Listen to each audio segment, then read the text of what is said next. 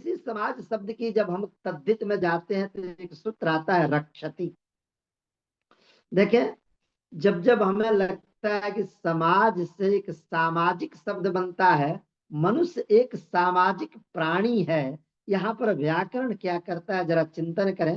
सामाजिक शब्द की व्याख्या करते हैं ग्रंथकार रक्षति सूत्र के व्याख्यान प्रसंग में।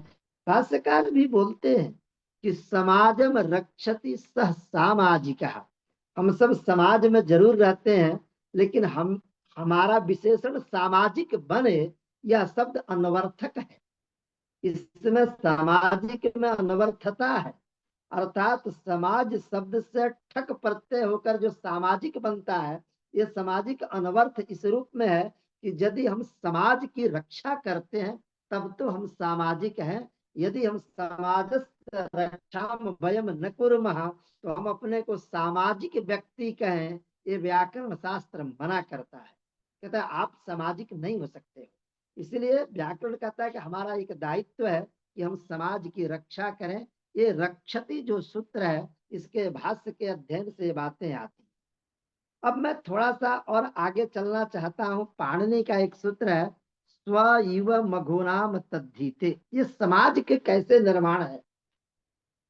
इस समाज में सबको एक समान, चाहे वह व्यक्ति किसी भी जाति में, किसी भी धर्म में उसका शरीर का आविर्भाव अवश्य हुआ हो, लेकिन सभी लोग को एक सूत्र में बांधने का नाम व्याकरण है। क्योंकि पाणिनि का एक सूत्र है जिसमें पाणिनि ने जो है स्वान शब्द को रखा, युवा शब्द को रखा और मघोन को एक ही सूत्र में बांधा। इसकी जब टीका हम लोग पढ़ते हैं तो बड़ा आनंद आता है कि पाणिनि जैसे महान व्यक्ति, और लोग वहां प्रश्न चिन्ह खड़ा करते हैं कि इंद्र जो देवताओं के राजा हैं, युवा जो देश का भविष्य है, और एक कुत्ता, ये तीनों को एकस्मिन एव सूत्रे पाणिना कथम आबद्धम, इस प्रकार का एक संदेह किया। लेकिन देखिए पाणिनि एक कैसे सामाजिक और एक समाज वैज्ञानिक व्यक्ति थे। जो व्याकरण शास्त्र के निर्माता है, वो स्वान को, वो युवा को और वो मघोन, अर्थात वे बताते हैं कि यदि आप राष्ट्र में हो, समाज में हो, तो सामाजिकता तभी आएगी जब आप व्यक्ति भेद नहीं कर सकते हो। अर्थात एक व्यक्ति और दूसरा व्यक्ति है, वो धर्म के नाम पर, वो जाति के नाम पर, अथवा वो स्थान क्षेत्रवाद के नाम पर हर व्यक्ति में तादात्म्य है। ये तादात्म्य का जो बोध कराते हैं वह पाणिनि ही कराते हैं। क्यों। अब आवे थोड़ा सा तादात्म्य शब्द की हम व्याख्या भी करेंगे। तस्य आत्मा तदात्मा तदात्मन भाव तादात्म्यम, थोड़ा ये शास्त्रीय होगा, लेकिन उसके पहले परम लघु मंजूषा के अनुसार मानव जीवन और व्याकरण के अंत संबंध पर किंचित मैं चिंतन करना चाहता हूं। जब परम लघु मंजूषा हम लोग आरंभ में पढ़ते हैं तो परम लघु मंजूषाकार कहते हैं कि ये व्याकरण जो शास्त्र है और व्याकरण शास्त्र के द्वारा जो पद वाक्य, ये दोनों की परिकल्पना की गई है, ये कल्पना मात्र है। आगे वो समझाते हैं कैसे। वो कहते हैं कि देखिए व्याकरण की आवश्यकता क्या है, पर इस चीज को आप समझिए। तो कहते हैं प्रतिवाक्यम संकेत ग्रह संभवात। इस संसार में अनंत वाक्य हैं और सभी वाक्यों का हम लोग ग्रह अर्थात बोध नहीं कर सकते हैं। अर्थात अनंता नाम वाक्या नाम बोध भवेत, तदर्थम व्याकरण से आवश्यकता अस्ति।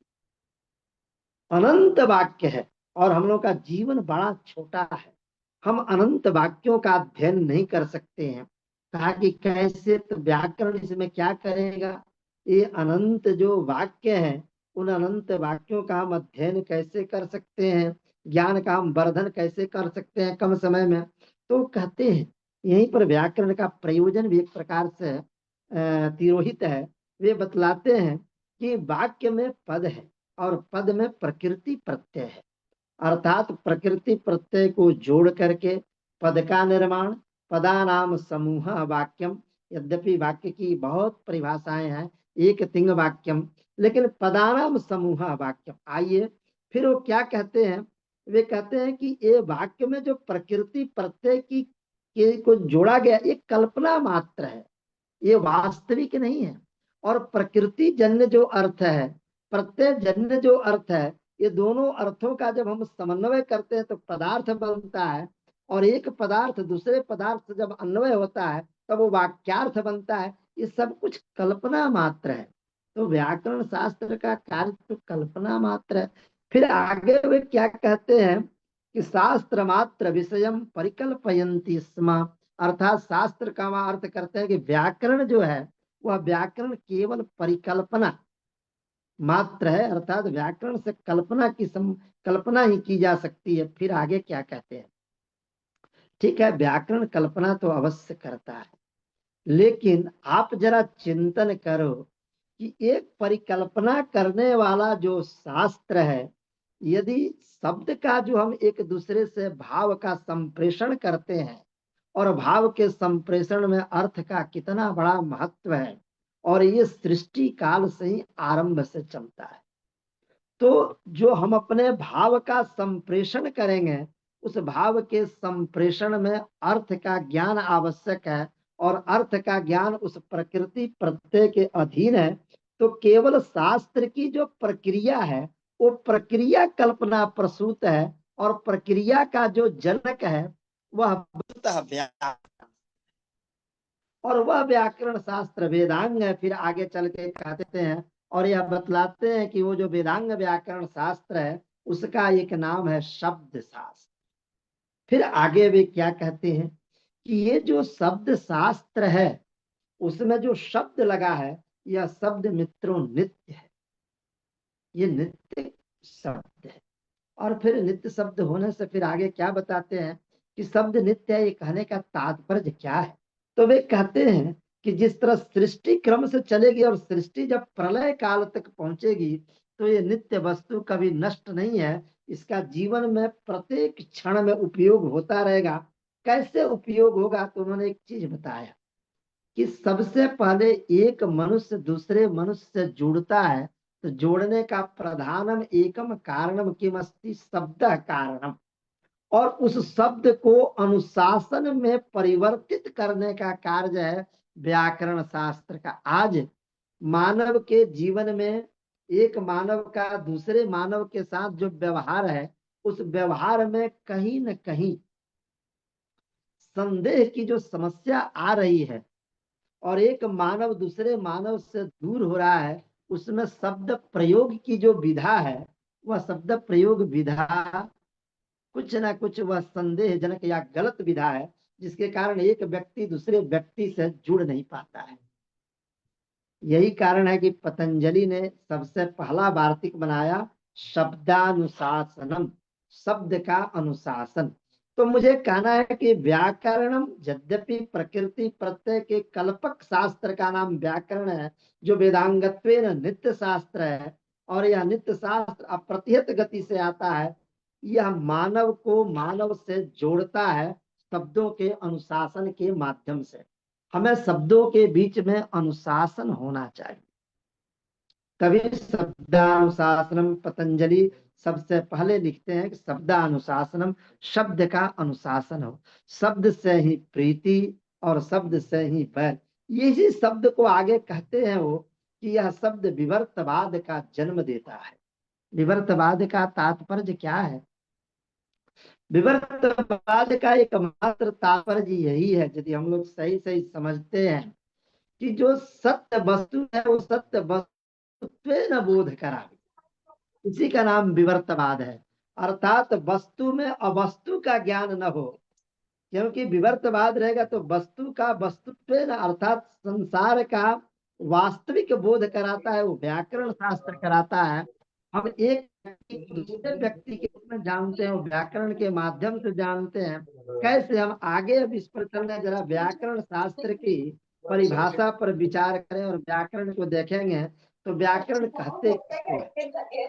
तो व्याकरण में वहां जाना चाहता हूँ, धातु सूत्र गण लिंगानुशासन और शिक्षा, अर्थात सूत्र पाठ, धातु पाठ, गण पाठ, लिंगानुशासन और शिक्षा, ये पंचांगम व्याकरणम, ये पांचों को आप मिला दीजिए, इसी का नाम है व्याकरण, जिसमें सूत्र हो, धातु हो, गण हो, लिंग का अनुशासन हो और शिक्षा हो। ये जो सूत्र है, जरा सूत्र की परिभाषा को आप देखिए और फिर मानव जीवन को देखिए, सूत्र क्या है। कुछ लोग कहते हैं सूत्रात्मकम व्याकरणम, सूत्रात्मिका अष्टाध्यायी। अष्टाध्यायी की एकमात्र परिभाषा यदि करें तो अष्टाध्यायी क्या है, वो सूत्रात्मिका अष्टाध्यायी। सूत्र क्या है, तो सूत्र के लिए 6 विशेषण शास्त्रकारों ने दिया। सूत्र क्या है, अल्पाक्षर, अर्थात यदि मानव को मितभाषी होना चाहिए, अल्पाक्षर होना चाहिए, फिर मानव के अंदर संदेह की उत्पत्ति का कोई अवसर नहीं होना चाहिए, असंदिग्ध जीवन होना चाहिए। इतना ही नहीं, अनवद्यम अनिंदित जीवन होना चाहिए। मुझे ये कहना है कि जिस तरह सूत्र अल्पाक्षर है, उसी तरह मानव का यदि जीवन है वह अल्पाक्षर यदि मितभाषी हो, और जो भी उसका भाषण हो अर्थवान यदि भाषा भाषी है, तो वह मानव नहीं है, वो मानव सूत्र है, और वही सूत्र वस्तुतः व्याकरण है। आगे परिभाषा है। परिभाषा का यदि तात्पर्य करें तो अनियम नियम कारिणी परिभाषा, जहां कोई नियम न हो। कभी कभी समाज में जब संदेह की स्थिति में व्यक्ति आता है और वहां पर नियम जब दृष्टिगोचर नहीं होता, जैसे कभी कभी हम लोग हाई कोर्ट सुप्रीम कोर्ट में देखते हैं कि जब वहां पर संविधान के अध्ययन करने पर संविधान के किसी धारा प्रतिधारा अनुच्छेद में कोई नियम नहीं आता है, तो वहां पर जज साहब क्या करते हैं, अपना विशेष बुद्धि का प्रयोग करते हैं। उनका एक अधिकार होता है, जो अपने विशेष बुद्धि का वो प्रयोग करके विशेष विचार के माध्यम से वो अपना निर्णय दे सकते हैं। तो उन्हें विशेष अभिव्यक्त करने का न्याय में जिस तरह अधिकार प्राप्त है भारतीय संविधान में, उसी प्रकार से व्याकरण शास्त्र भी कहता है कि व्यक्ति यदि अल्पाक्षर हो और असंदिग्ध हो, तो वह व्यक्ति में एक विशेष शक्ति आती है शब्द के माध्यम से, जो अपने भाव का प्रकटीकरण कर सकता है। अब मुझे मानव संदेह रहित हो, इसके लिए थोड़ा सा हम नागेश भट्ट के परिभाषा सिंधु शेखर की प्रथम परिभाषा मैं आपके सामने रखूंगा। वो कहते हैं व्याख्यान तो विशेष प्रतिपत्तिर नहीं संदेहाद लक्षण। असंदिग्ध मानव जो है, वास्तव में वह मानव महान व्यक्तित्वशाली हो सकता है। कैसे, तो कहा कि आपके अंदर यदि संदेह है तो व्याख्यान के द्वारा उस संदेह को दूर कीजिए। व्याख्यान का तात्पर्य यह है कि वो विशिष्ट आख्यान कैसे होगा, तो गुरुओं की शरण में, गुरुओं के चरण में जाने के बाद ही वो विशेष व्याख्यान आपको प्राप्त होगा। और संदेह को दूर, जैसे अण प्रत्याहार पर संदेह आया मित्रों, अ से लेके अण तक, ये अयुण तक अण प्रत्याहार है कि लण तक अण प्रत्याहार है, ये संदेह हुआ। और शास्त्र, व्याकरण शास्त्र संदेह का निवर्तक होता है, अण प्रत्याहार में व्याकरण शास्त्र संदेह का प्रवर्तक हो गया। इसीलिए कहा कि ये व्याख्यान से दूर कर सकते हैं। आगे भाष्यकार अनुदित सवर्ण से चा प्रत्यय इस सूत्र पर व्याख्यान करके एक निर्णय देते हैं कि इस सूत्र में, अनुदित सूत्र में हम पर नकार तक लेंगे, अन्यत्र हम पूर्व नकार तक। इस तरह अण प्रत्याहार में जो आया हुआ संदेह है, उस संदेह से हमें मुक्ति मिलती है। तो हम एक कह सकते हैं कि हमारे जीवन में यदि संदेह है तो संदेह निवर्तकम व्याकरणम, संदेह की निवृत्ति करता है व्याकरण। आइए थोड़ा सा मानव जीवन से अधिक जोड़ने का मैं प्रयास करूंगा। व्याकरण शास्त्र मानव जीवन में मानव को विशेष रूप से शाकाहारी बनाता है। मानव कैसे शाकाहारी बने, एक महाभाष्य का प्रयोग है, पंच पंच नखा भक्षा। वह प्रयोग कैसे आता है, साधु और असाधु शब्द पर विचार होता है कि इमे साधु शब्दाः सन्ति, इमे असाधु शब्दाः सन्ति। साधु शब्द से भी अर्थबोध होता है, असाधु शब्द से भी अर्थबोध होता है। व्याकरण का कार्य क्या, अर्थबोध करा, तो जी असाधु शब्द से भी अर्थबोध होता है। और फिर आगे लिखते हैं समानायाम अर्थावगतम, जिस तरह श्लोक में साधु शब्द से अर्थबोध होता है, उसी प्रकार से असाधु शब्द से अर्थबोध होता है।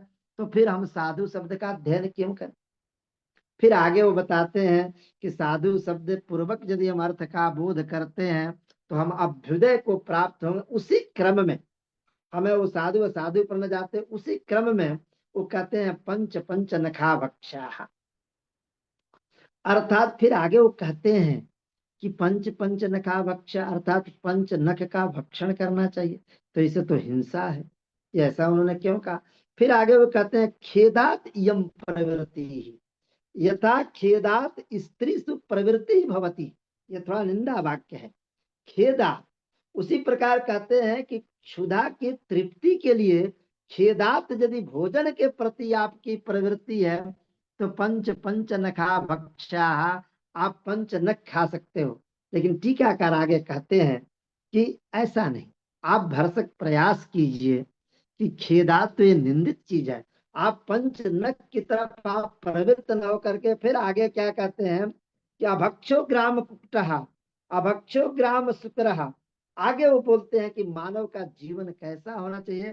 तो पयोव्रत, यवागुव्रत, अमिक्षाव्रत, सक्तुन पिब देवदत्तम, दाधिकम त्वदीयम जीवनम। जरा चिंतन करें, ये व्याकरण शास्त्र किस तरह शाकाहार की ओर हम लोगों को प्रवृत्त करता है कि वो कहता है पयोव्रत, हम लोगों को पयोव्रत अर्थात पय दूध से संबंधित जो चीजें बने, क्षीर आदि, उसका भोजन करना चाहिए या वागु का भोजन करना चाहिए। तो सक्तुन पिब देवदत्ता यानी कि जगह एक प्रयोग आता है। इस प्रकार व्याकरण शास्त्र में शाकाहार की भी प्रवृत्ति उत्पन्न करने का सामर्थ्य है। अतः मानव का जीवन और व्याकरण शास्त्र का जो अंत संबंध है वो प्रति कदम है। थोड़ा सा हम आगे चल करके एक बड़ी अच्छी परिभाषा है, ये परिभाषा का प्राय सब लोग उपयोग करते हैं। वो परिभाषा है असिद्धम बहिरंग मंतरंगे। ये परिभाषा का जन्म मानव जीवन के व्यवहार से। ये परिभाषा असिद्धम बहिरंगम अंतरंगे, इसमें 3 पद है। यद्यपि भूतिकार तो इसको 10-15 पेज में लिखते हैं, उन्होंने दार्शनिक रूप में लिखते हैं कि स्व प्रवृत्ति निमित्तत्वेन आश्रियमाण यावान शब्द समुदाय तस्य अंतर्भूतमयंगम निमित्तम तद अंतरंगम। इसको बड़ा सुंदर तरीके से पढ़ाते थे आदरणीय प्रातः स्मरणीय गुरुजी प्रोफेसर पुरुषोत्तम त्रिपाठी जी गुरुजी। उनका कहना था देखो ये परिभाषा ये लोक से कैसे पैदा हुई है। जैसे व्यक्ति प्रातः काल जब उठता है तो वह अंतरंग कार्य करता है अपने शरीर का। अंतरंग जब अपने शरीर का वो कार्य करता है तो फिर अपने परिवार के कार्य के प्रति प्रवृत्त होता है, फिर वह समाज के कार्य के प्रति प्रवृत्त होता है। तो यथा प्रातः काले उत्थाय स्वकीयम अंतरंगम कार्यम जनाः कुर्वन्ति तदनंतरम परिवार कार्यम तदनंतरम समाज कार्यम। उसी प्रकार शास्त्र में जो प्रवृत्ति होती है सिद्धम बहिरंगम अंतरंगे की, शिवे ही एक प्रयोग बनता है शिव आ ही। यहाँ पर एक प्रसंग आता है कि अक सवर्ण दीर्घ की प्रवृत्ति होगी, पहले की आदि गुण की प्रवृत्ति होगी। वो मांगोष्ठ सूत्र लगा करके शिवे ही प्रयोग को बनाना है। तो वहां पर वो कहते हैं कि धातु और उपसर्ग अर्थात गुण का जो कार्य है वो अंतरंग कार्य है और शिव आ का जो कार्य है वो बहिरंग कार्य है। तो अंतरंग कार्य की अपेक्षा बहिरंग कार्य असिद्ध होता है। अर्थात व्यक्ति अपने आप का जब कार्य अपने को जब पवित्र कर लेगा, अपने को जब सहज कर लेगा, तो तभी वो समाज का संरक्षण कर सकता है। अतः अंतरंगम कार्यम पूर्वम तदनंतरम बहिरंग कार्यम एतत् प्रतिपादयति यम परिभाषा। उसके बाद में शिवे ही प्रयोग बनता है गुण करके। एक और बड़ी अच्छी परिभाषा है जो हम लोगों के लिए बड़ी ही उपयोगी है। व्याकरण शास्त्र कहता है अकृत बिहुआ पाणनीया। अकृत न कृत बिहुआ विशिष्ट उह अकृत। तो इसका अर्थ है, तो अर्थ के प्रति हम चले, शास्त्रीय व्याख्या तो दूर है क्योंकि मानव जीवन से जुड़ा चीज है। कहा कि विनाशोन्न मुखम कार्यम दृष्टवा तत्कार्यम न कुर्वन्ति वीर पुरुषाः। विनाशोन्न मुखम कार्यम दृष्टवा, यदि जिस कार्य से भविष्य में विनाश होना है उस कार्य से पहले से ही जो विद्वान व्यक्ति है वो विरत हो जाते, अर्थात विनाशोन्मुखम कार्यम न कुर्वन्ति। ये व्याकरण शास्त्र है, ये समाज के लिए कितना उपयोगी है।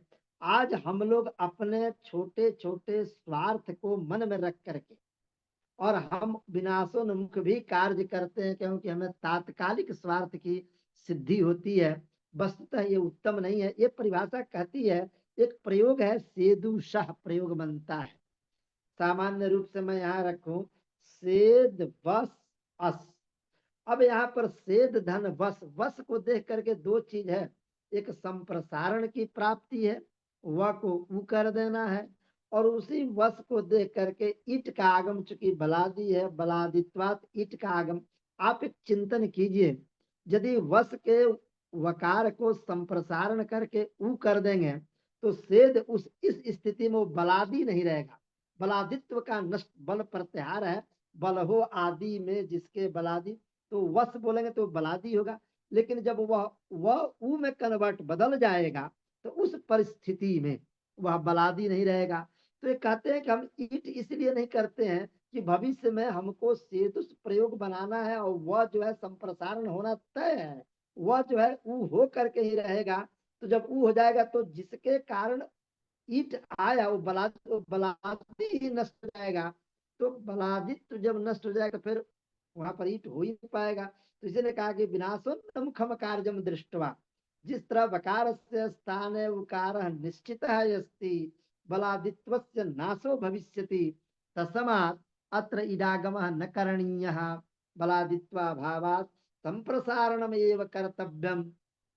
उसके बाद में सीधुसा प्रयोग की सिद्धि होती है।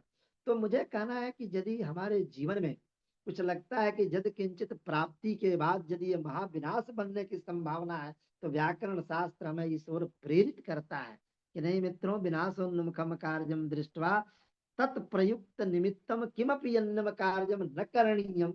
ऐसा व्याकरण शास्त्र का बड़ा ही सुंदर एक प्रसंग आता है। और एक मैं कहूं कि जैसे मोदी जी और जोगी जी हमारे कहते हैं कि एक रहोगे तो सेफ रहोगे, हमें लगता है कि ये एक रहोगे सेफ रहोगे। हम चिंतन किए कि व्याकरण शास्त्र का सूत्र है क्या? निश्चितम एतद व्याकरण शास्त्रीय सूत्रम अस्ति, व्याकरण शास्त्रीय अयम विषय। कैसे?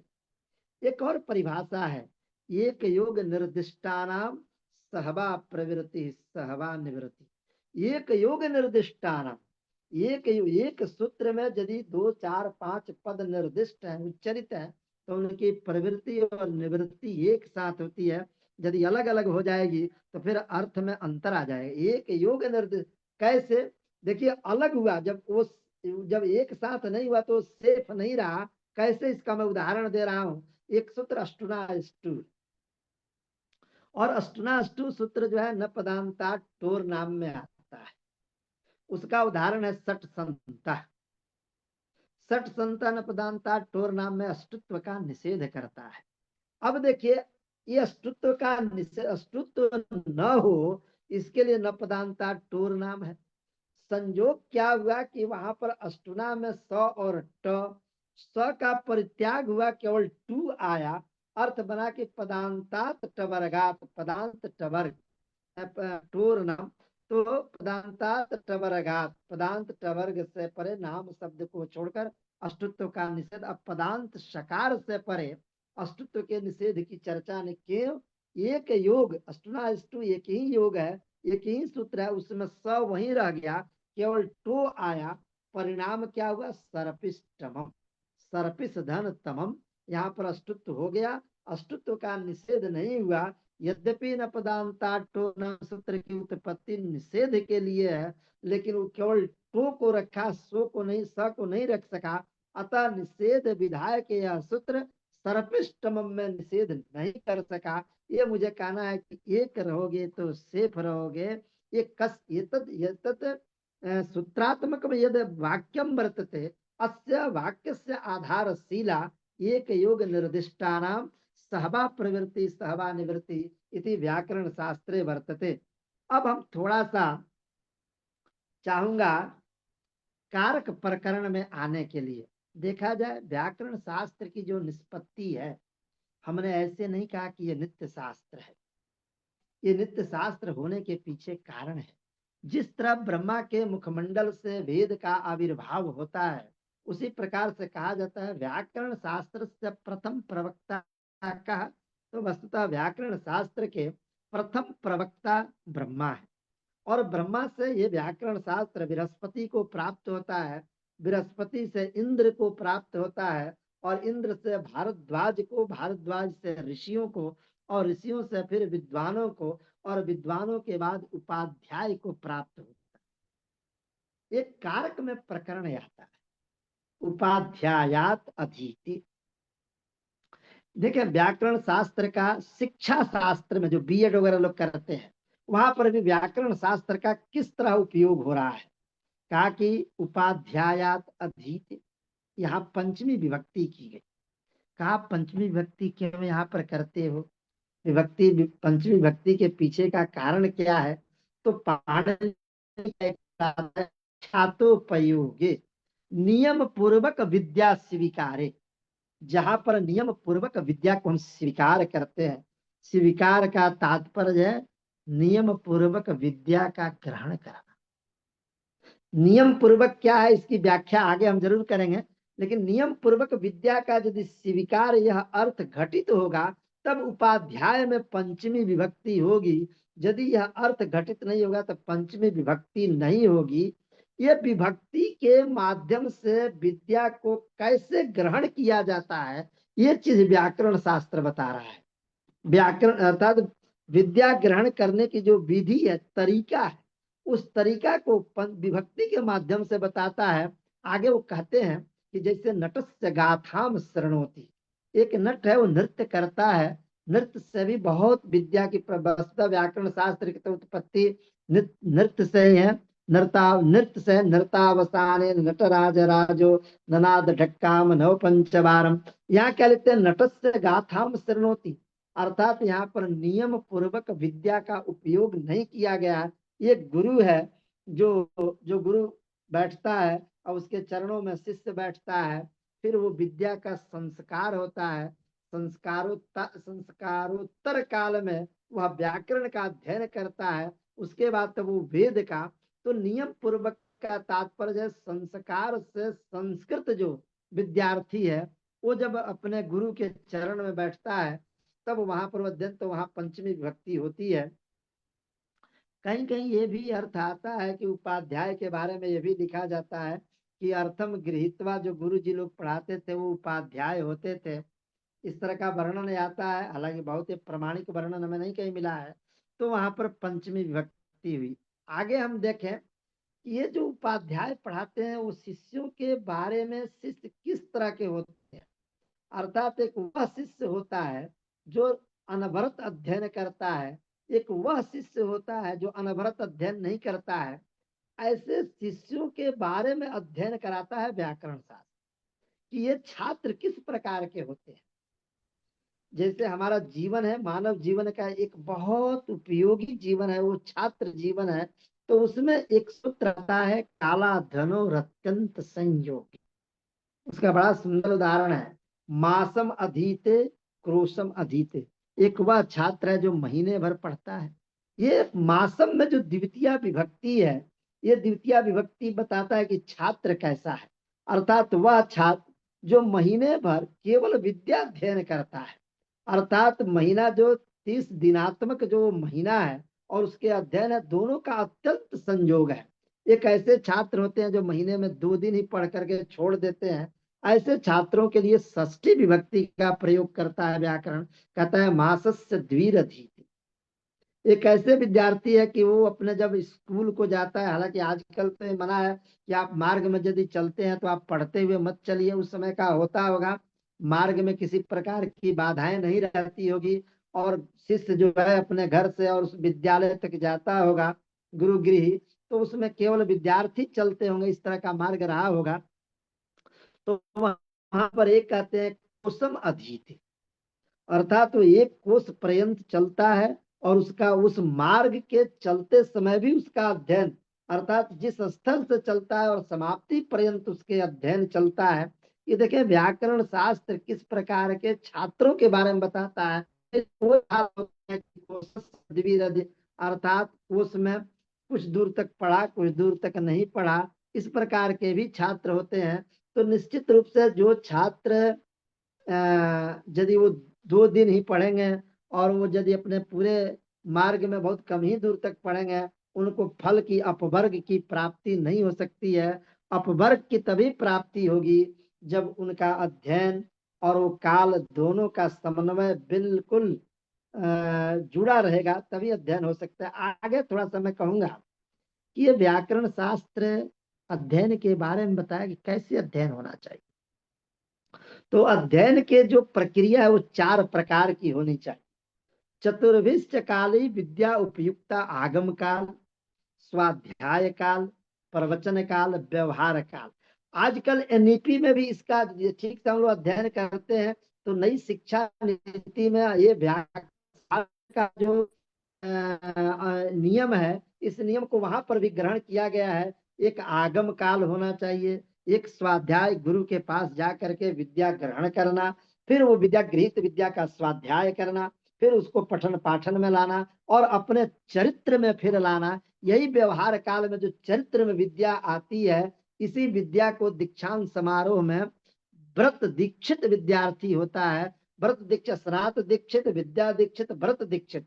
व्रत दीक्षित वही विद्यार्थी है जो विद्या को अपने चरित्र में लाया हो और चरित्र में ला करके समाज को देता हो। इसी को व्यवहार काल अर्थात व्याकरण शास्त्र कहता है कि या गृहीता विद्या वर्तते सा विद्या यदि समाजे गच्छति। तो पहले आपके चरित्र में हो और चरित्र में आई हुई विद्या समाज को दिखनी चाहिए, और वही विद्या जो है वो फलवती विद्या होती है।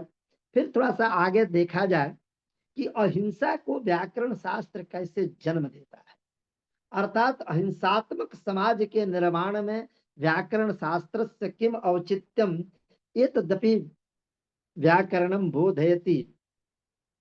जैसे एक प्रयोग आता है, हम आपके सामने रखना चाहते हैं।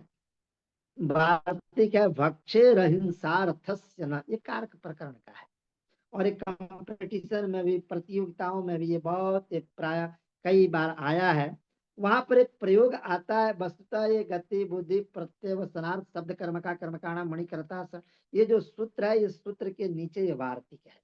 वह जो सूत्र है वो अवस्था का जो कर्ता होता है, अर्थात जो प्रेरणा वाली जो क्रिया होती है, तो उस क्रिया में अड़ंतावस्था के कर्ता की कर्म, अड़ंतावस्था अड़ंतावस्था, प्रेरणा और एक बिना प्रेरणा। तो जो प्रेरणा वाली क्रिया होती है उसको अड़ंतावस्था कहते हैं। उसमें कर्ता जो है वो कर्मत्वेन ज्ञात, उसकी कर्म संज्ञा हो जाती है, वो कर्म हो जाता है। लेकिन ये कहते हैं कहाँ पर, यदि भक्ष धातु का हम प्रयोग करते हैं तो भक्षे रहिंसार्थ से अहिंसार्थ। यदि हिंसा अर्थ गम्यमान होगा तो अनंतावस्था के कर्ता को अनंतावस्था में कर्म संज्ञा नहीं होगी। अहिंसा उदाहरण क्या दिया, भक्षयति अन्नम बटुना, वहां बटुना का प्रयोग किया, बटुम का प्रयोग नहीं किया। फिर आगे कहते हैं अहिंसार्थस्य किम भक्षयति बलि वरदान सस्यम। जैसे सस्य जो है, ये देखिए व्याकरण, लोग कहते हैं ना कि व्याकरण क्या है, ये सस्य को व्याकरण प्राणी मानता है। विज्ञान के लिए एक बहुत बड़ी चुनौती थी कि क्या वृक्षेषु प्राण अस्ति न वा, सस्येषु प्राण अस्ति न वा। तो हम तो कहते हैं कि भट्टो जी दीक्षित या काशिकाकार ने उदाहरण दे करके बहुत पहले इसको सुस्पष्ट कर दिया है कि वृक्षों में प्राण है।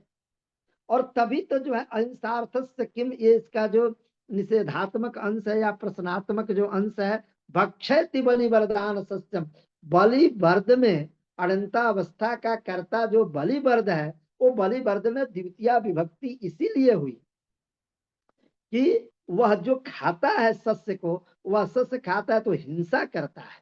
वो वस्तुतः हिंसात्मक है क्योंकि उसमें प्राण है।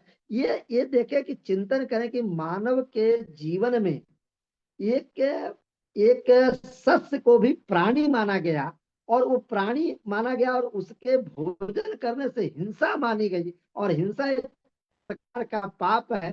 तो हमें कहते हैं कि जीव का जीव से प्रेम, नहीं नहीं, जीव का जीव से प्रेम ये तो आवश्यक है, जीव का जीव से प्रेम के साथ साथ जो ये वृक्ष हैं, जो पर्यावरण के आधार हैं, ये सस्य हैं, इनके प्रति भी प्रीति को जो उत्पन्न करने का हिंसा और अहिंसा, पुण्य और पाप का प्रदर्शन करते हुए अहिंसा भक्षेर अहिंसार्थस्य, ये वार्तिक के माध्यम से ये स्पष्ट किया गया कि व्यक्ति को आवश्यकता हो तभी सस्य का कर्तन करना है, आवश्यकता न हो तो अनावश्यक रूप से नहीं करना। आगे एक चीज और बड़ा सुंदर उदाहरण है, विष वृक्षोपि संवर्ध्य स्वयं क्षेतुम असाम्प्रतम।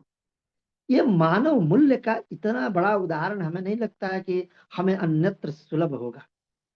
विष वृक्षोपि संवर्ध्य, कहा जाता है कोई ऋषि थे तो उनके हाथ में सर्प या कोई आ गया, स्नान करते समय बिच्छू और डंक मार रहा था तो उसको वो नहीं हटा रहे थे, क्योंकि वो बिच्छू का धर्म है और ये हस्त का धर्म है।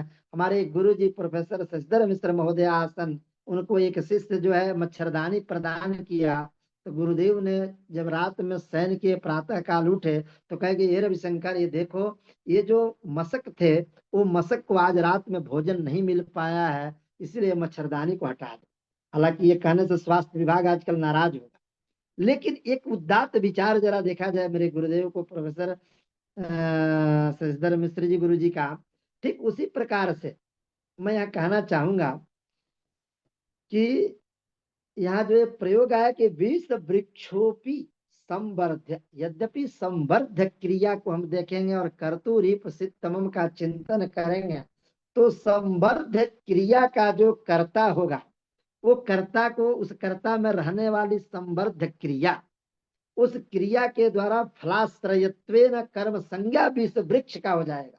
और विष वृक्ष का होने से वहां पर द्वितीय विभक्ति होनी चाहिए, लेकिन द्वितीय विभक्ति न करके निपाते न अभिधानम, निपात के द्वारा भी अभिधान कर्मत्व ऐसा कह करके उन्होंने प्रथमा विभक्ति ही रखी।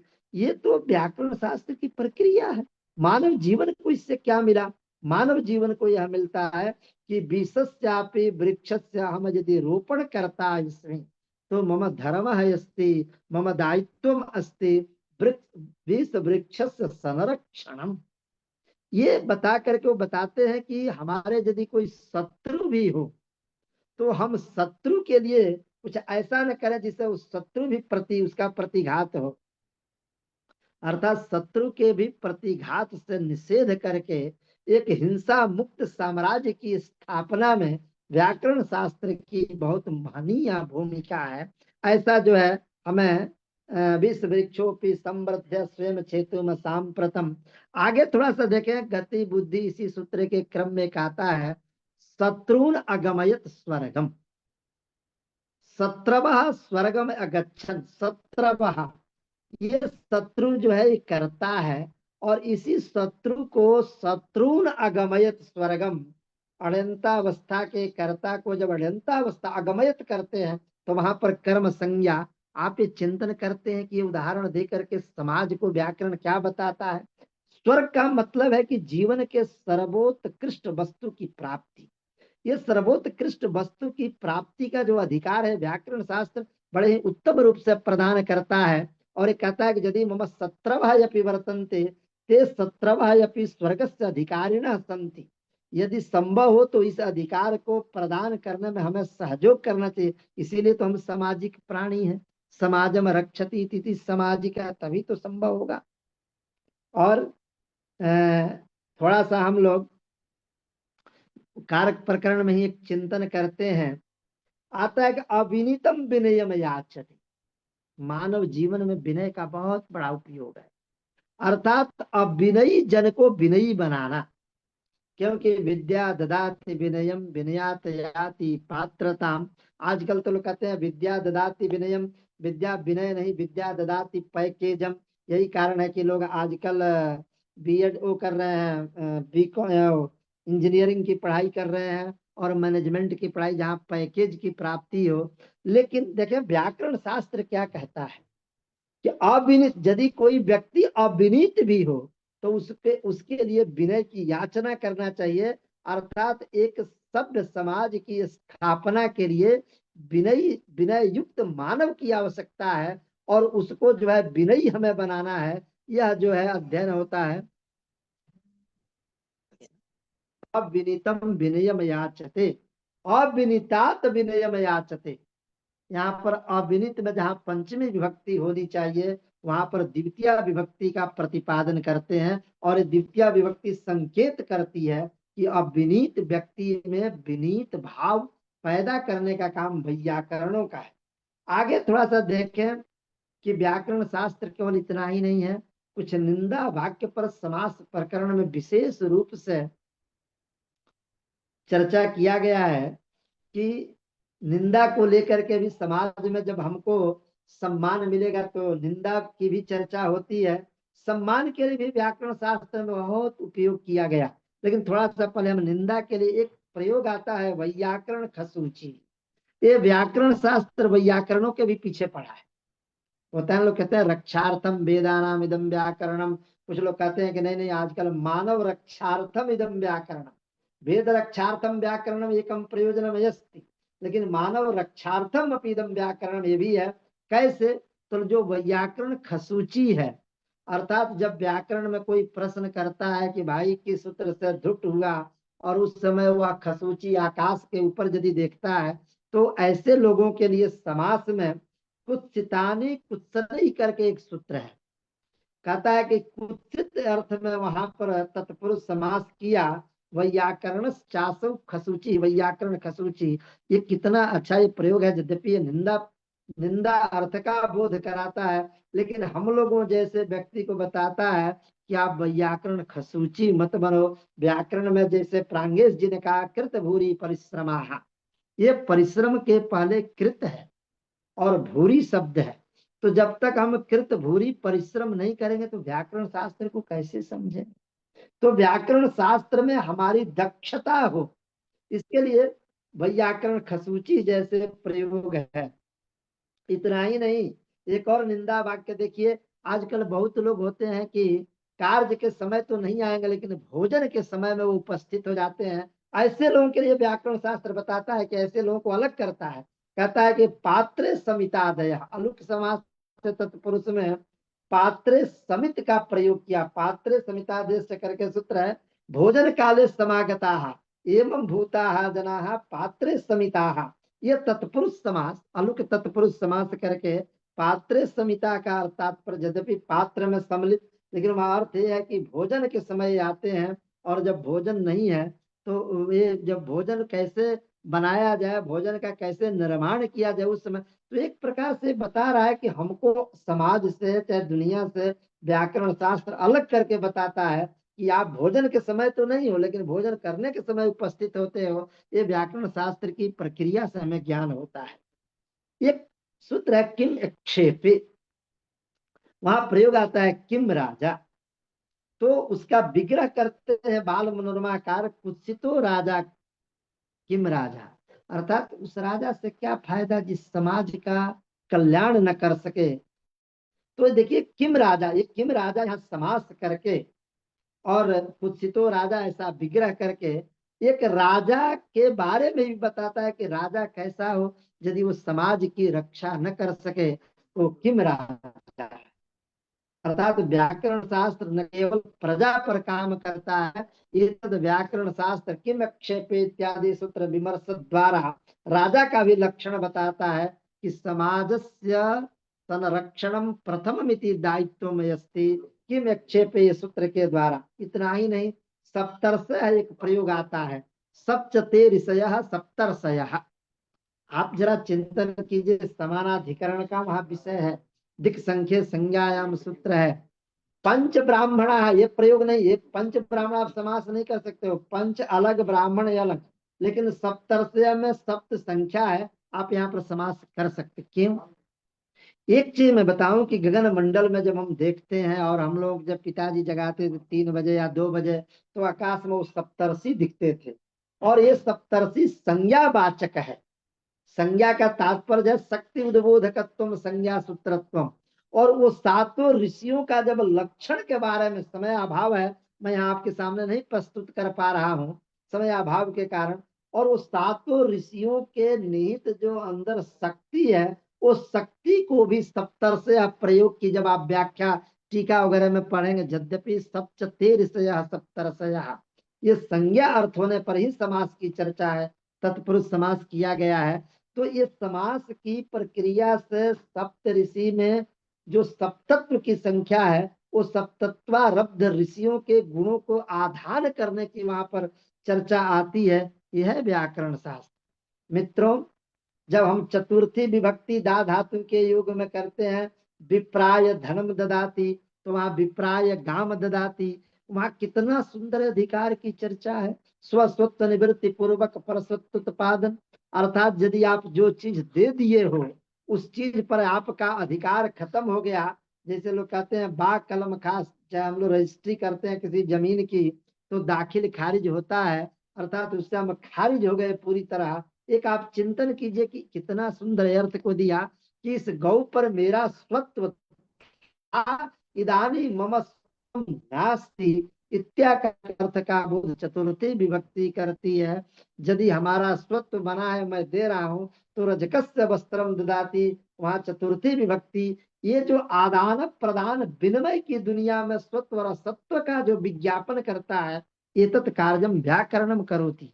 मित्रों, जब हम लोग घर में रहते हैं तो एक वार्तिक है, लप लोपे कर्मण्यधिकरणे च, जरा उसका प्रयोग देखिए। स्वसुरम जिहरेति, स्वसुरम वीक्ष जिहरेति, स्वसुर में यहाँ पर द्वितीय विभक्ति है, और कहता है कि इसी को पंचमी विभक्ति करता है, स्वसुरात जिहरेति। ये घर में कितना सुंदर वातावरण स्थापना था। हम लोगों के घर में जो जिहरेती का लज्जा का तात्पर्य जो उसको सकारात्मक अर्थ में लिया जाए, जो घर में बहुएं आती थी, उस बहुएं आती थी तो उसके पति के पिता का उस घर में कितनी बड़ी मर्यादा थी। इस मर्यादा को ससुरात चिहरेती इस प्रयोग से हमें पता चलता है। तो घर में भी उत्तम वातावरण, समाज में उत्तम वातावरण, दोनों में उत्तम वातावरण निर्माण करने के लिए व्याकरण शास्त्र की बहुत बड़ी भूमिका है। मैं क्या समय अस्ति न बा। हरिओम। अच्छा, इसको समाप्त करें, ठीक। अब मैं इसको समाप्त करने लगा। एक सूत्र है, मुख नासिका वचनोनुनासिका। जरा चिंतन कीजिए। आजकल बहुत लोग हैं कि आकाश में बसते हैं, धरती पर रहना कोई नहीं चाह रहा है। मुख नासिका वचनोनुनासिका का महाभाष्य पढ़िए। ये महाभाष्य कहता है मित्र, धरती पर नहीं, आकाश में कम रहे। कैसे? तो वहां पर एक चिंतन है कि केचन वर्णाः मुखवासिनः वर्णाः, केचन वर्णाः नासिकावासिनः वर्णाः वर्तन्ते, केचन वर्णाः एवं विधा वर्तन्ते, ये मुखवासिनः अपि सन्ति, नासिकावासिनः अपि सन्ति। अर्थात कुछ ऐसे वर्ण हैं जो मुख के द्वारा उच्चरित है, अनुस्वार जो है केवल नासिका के द्वारा उच्चरित है। कुछ वर्ण ऐसे हैं मुख और नासिका के दोनों के द्वारा उच्चरित होते हैं। ऐसे जो वर्ण होते हैं उसकी अनुनासिक संज्ञा होती है। उसी क्रम में जरा उदाहरण पर मैं चिंतन करता हूँ। ये तो व्याकरण की चर्चा है। कहते हैं केचन भूमिवासिनः सन्ति, केचन आकाशवासिनः सन्ति, केचन उभयवासिनः सन्ति।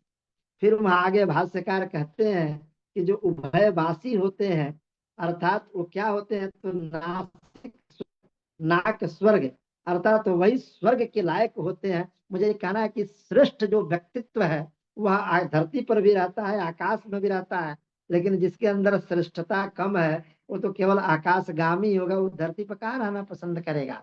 और अब मैं थोड़ा सा व्याकरण शास्त्र को लेकर के पशुओं के बारे में यदि किंचित चर्चा में करके मैं बंद करूंगा। ये कितनी वैज्ञानिक भाषा है। ये देखे हैं कि हमारे वर्णों के जो उच्चारण की मात्रा है, वो मात्रात्मक जो ज्ञान है, वो ज्ञान हम कैसे जो है जंतु से, पशु से, पक्षी से समझते हैं। एक आता है चास्तु बदते मात्रा, चास करके जो पक्षी है वो एक मात्रा का उच्चारण करता है। द्विमात्रा का बायस कौआ उच्चारण करता है। त्रिमात्रा का सिखी, जो सिखा मुर्गा, वो त्रिमात्रा अर्थात वह प्लुत का उच्चारण करता है। और जो नकुल होता है अर्धमात्रा का आप जरा चिंतन करते हैं कि न केवल मानव अपितु जीवों के बोलने की जो विधि तरीके, उसमें कालक्रम का अध्ययन करने वाला इतना सुंदर ये शास्त्र है। आज तक एक कोई पता लगाना, हमें लगता है कि दुनिया का कोई व्याकरण नहीं होगा कि जो पता लगा पाया हो कि काक जो बोलता है उसमें कितनी मात्रा है, ये नकुल जो बोलता है इसकी मात्रा कितनी है। तो जीवों के मुखमंडल में प्रवेश करके भी यह व्याकरण शास्त्र वैज्ञानिक रूप से उसके मात्रात्मक ज्ञान को ओपन करता है। इस प्रकार ये मानव जीवन के साथ साथ पशु जीवन में भी व्याकरण शास्त्र का महत्व है। और आप यदि महाभाष्य पढ़ते हैं तो उन सभी सूत्रों को यहाँ रखने का उतना समय नहीं है। कृषि के क्षेत्र में व्याकरण से कियद महत्व अस्ति, महाभाष्य के बहुत भूमिका में बहुत लोग लिखे हैं। इतना ही नहीं, जब वैद्य जो है सद वैद्य एक प्रयोग आता है, सद चासो वैद्य सद वैद्य, वहां पर जिस तरह जो है महावैयाकरण, पूर्व वैयाकरण, अपर वैयाकरण करके वैयाकरणों के महत्व का वर्णन किया गया है। उसी प्रकार में सद वैद्य करके प्रयोग किया, कहा सद का और वैद्य के साथ तभी संबंध होगा जब पूज्यमानत्व अर्थ हो। यदि पूज्यमानत्व अर्थ नहीं है तो सद शब्द का वैद्य शब्द के साथ समास नहीं हो सकता है। ऐसा करके समास की प्रक्रिया में वह वैद्य जो बिना धन लिए दवा करता है तो वो सद वैद्य है, अन्यथा सद अलग होगा, वैद्य अलग होगा। एक थोड़ा सा निंदा परक था, प्रवाहे मुत्रितम, हालांकि थोड़ा ये सामाजिक शब्द नहीं है, लेकिन चूंकि भट्टो जी दीक्षित ने प्रयोग किया है तो हमें भट्टो जी दीक्षित के चरणों में मुझे गौरव होता है। और कहा, हमारे गुरु जी कहते थे कि काली की ली हुई आंख और भट्टो जी के द्वारा लिखा गया एक एक वर्ण, ये दोनों को आप उसको इग्नोर नहीं कर सकते हो। तस्मात् क्षमाम पूर्वक हम अत्र वदामि।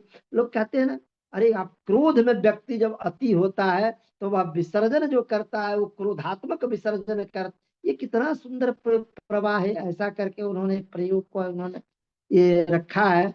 तो हमारे जीवन के जो क्रोधांश है, पापांश है और अव्यवहारिकांश है, उस पर भी व्याकरण शास्त्र ने किया। हमारे लिए जो पूज्यमान अंश है उसको भी प्रयोग किया। और साथ साथ जो है अकृत विवा पाणनिया, असिद्धम बहिरंग मंतरंगे, मुख नासिका वचन नासिका, एक योग निर्दिष्टानम सहबा प्रवृत्ति सहबा, सूत्र शब्द को लेकर के, समाज शब्द को लेकर के जो ये आया, मैं आपके सामने यथा बुद्धिमत्राम स्थापितवान अस्मि, समय से यद्यपि अभाव अस्ति, विषय गरियान वर्तते, तदर्थम यदि विशेष रूपेण पृथक रूपेण यदि समय मिलति चेत तो अध्ययनम कृत्वा पुनः शब्द सेवाम हम कर्तुम इहे इति कृत्वा अत्र हम पुनः।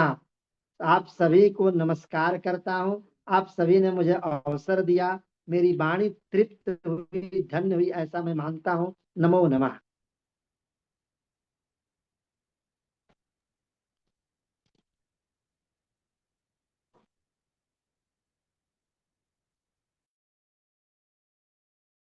जी, बहुत बहुत धन्यवाद। और आपके चरणों में मैं प्रण निवेदित कर कि इतना सुंदर व्याख्यान। और व्याकरण शास्त्र अभी तक हम व्यक्तिगत, मैं अपनी बात तो मैं केवल उसको भाषा की दृष्टि से ही देख रहा था, और दर्शन वेदांत आदि दर्शन शास्त्रों को मैं जीवन से अधिक जोड़ करके देखता था। लेकिन जिस प्रकार से व्याकरण शास्त्र के एक क्षेत्रों में सूत्र हो, वृत्ति हो, प्रयोग हो, परिभाषा हो, किसी भी प्रत्यय हो, हर जगह आपने दृष्टिपात किया। और जिस प्रकार से सूक्ष्म, अत्यंत सूक्ष्म दृष्टि आपने दी है हम सभी।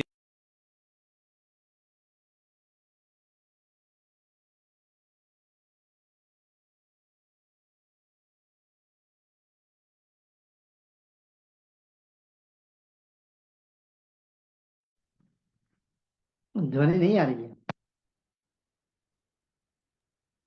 जी, बीच है, में जुड़े बाधा हुए के हैं। कारण मैं कनेक्ट हो जा रहा हूँ, इसके लिए क्षमा। जी, तो आपने इस प्रकार की दृष्टि हम श्रोताओं को दी है कि हम कभी भी अब व्याकरण शास्त्र का अध्ययन करेंगे, पढ़ेंगे, पढ़ाएंगे, वहां पर निरंतर हमारी दृष्टि ऐसी बनेगी कि हम किस प्रकार से मानव संजीवन से व्याकरण शास्त्र जुड़ा हुआ है। अत्यंत ही सारगर्भित उपादेय और हम सब के लिए प्रेरक व्याख्यान रहा आपका।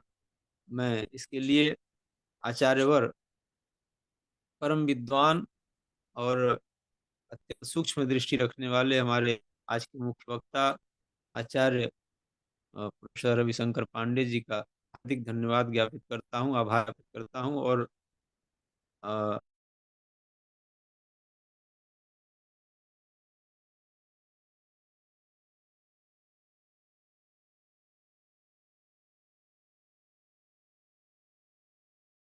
जी जी धन्यवाद प्रांगेश जी। जी और वस्तुतः जैसा कि व्याकरण में वृद्धिरादैच से व्याकरण का आरंभ होता है, तत्र वृद्धि पदम इति किमर्थम बोधयति, तत्र मंगलार्थम अपि वृद्धिकरणम अपि भगवान पाणिनि आदौ एव वृद्धि पदम प्रयुंक्ते। भैया ने ऐसे, मैं एक और वहां वहीं का यह वाक्य कि वाक्यम किम एकम पदम अपि निरर्थकम नास्ति व्याकरणे, तथैव इस शास्त्र व्याख्यान माला में आज इस व्याकरण को लेकर के जो आपका व्याख्यान हुआ, अभी जैसा मैं देख रहा हूं कि फेसबुक पर 1,000 से अधिक लोग सुन चुके हैं। आपका व्याख्यान समाप्त होते होते यह अपने आप में एक जो है इसकी सार्थकता और इसकी उपादेयता को सिद्ध करता है। तो मैं अधिक समय ना लेते हुए, चूंकि 8:30 बजे से इसी लिंक पर शीतकालीन संस्कृत शिविर चल रहा है, वो कक्षा होनी है, तो मैं आपके प्रति और इस पटल पर उपस्थित सभी सुधीजन के प्रति धन्यवाद ज्ञापन हेतु इस परिकल्पना के संयोजक आदरणीय कविवर डॉक्टर अरविंद तिवारी महोदय से विनम्र निवेदन करता हूं, धन्यवाद ज्ञापन हेतु। जी स्वागत है आपका। सम्माननीयाः आचार्याः रविशंकर पांडे महोदयाः, अद्य तु भवतां व्याकरणविषयकं व्याख्यानं श्रावमस्माकम् अत्यन्तमेव महान् प्रमोदः, आमोदः, आनन्दः इति सर्वमपि अस्माभिः लब्धमस्ति।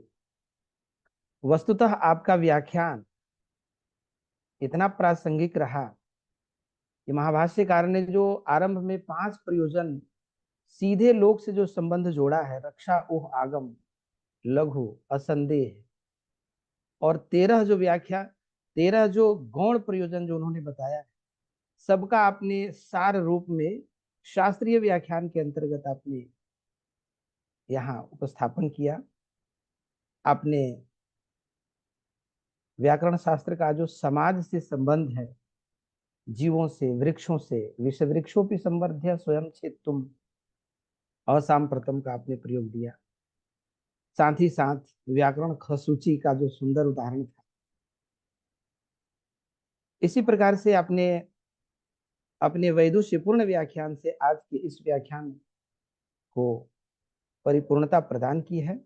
मैं समझता हूं समयाभाव है, आपसे फिर जब हम निवेदन करेंगे तो आप हमें उपकृत करते हुए अवश्य अपने व्याख्यान से आप्यायित करेंगे। आज के कार्यक्रम में जुड़े हुए सभी सुधी श्रोताओं को हार्दिक धन्यवाद अर्पित करता हूं। आशा करता हूं कि हर कार्यक्रम में आप आकर ऐसे ही हम सबका मान बढ़ाते हुए शास्त्र ज्ञान की वृद्धि करेंगे, क्योंकि वहीं पहला ही सूत्र वृद्धिरादैच वृद्धिरेचि और महर्षि पाणिनि का जो अवदान है, इस विषय में भी एक सुंदर शोध प्रबंध संभवतः है वासुदेव शरण अग्रवाल जी का पाणिनि कालीन समाज, हमें उसका भी अवलोकन करना चाहिए। इन्हीं शब्दों के साथ फेसबुक पर जुड़े हुए, यहाँ जुड़े हुए सभी सुधीजनों का पौनः पुण्य हार्दिक धन्यवाद ज्ञापन करता हुआ मैं अपनी वाणी को विराम देता हूँ। अमर वाणी विजयता। जी बहुत बहुत धन्यवाद। और अग्रिम व्याख्यान 5 तारीख को दर्शन शास्त्र का मानव जीवन के साथ क्या अंतर संबंध है, इस विषय पर विद्वक्ता काशी हिंदू विश्वविद्यालय आचार्य और भारतीय दार्शनिक अनुसंधान परिषद के सदस्य सचिव आदरणीय आज प्रोफेसर सच्चिदानंद मिश्र अत्यंत सारगर्भित व्याख्यान होगा, में आप सभी सादर आमंत्रित हैं अपनी शास्त्र जिज्ञासा को पूरी करने के लिए। अंत में मैं शांति मंत्र से समापन करूंगा। ओम पूर्णमद पूर्णमिदम पूर्णमुदच्यते पूर्णस्य पूर्णमादाय पूर्णमेवावशिष्यते। ओम शांति शांति शांति। अमरवाणी।